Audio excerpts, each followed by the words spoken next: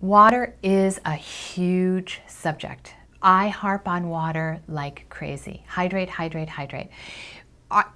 Water is such a beauty treatment. Every woman and man, for that matter, should be drinking half their body weight in ounces if they want to feel better, have better quality skin, better digestion.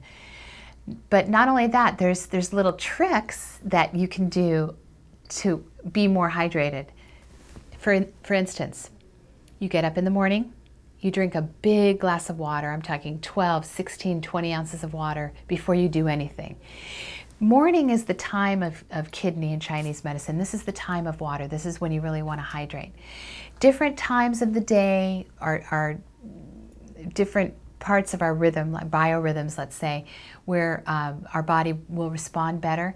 Morning is a really good time to hydrate. Morning is also a very good time to exercise.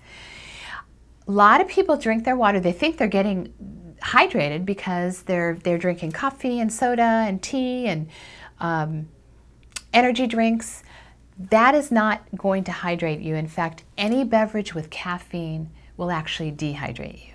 You need 3 cups of water for every cup of coffee or tea or caffeinated beverage that you drink, just to neutralize, just to get you to ground zero, just to rehydrate your body, let's say. And most people don't know that.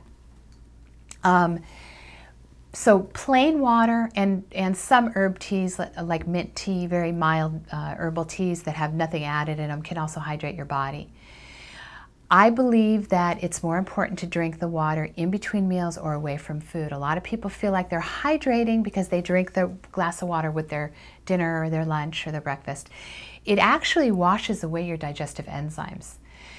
Ironically, I know there's a lot of information here, but it's best to drink the water in between your meals, preferably all the way up to a half hour before you eat and an hour after you've eaten. And you don't drink with your meals. That's the best way to hydrate.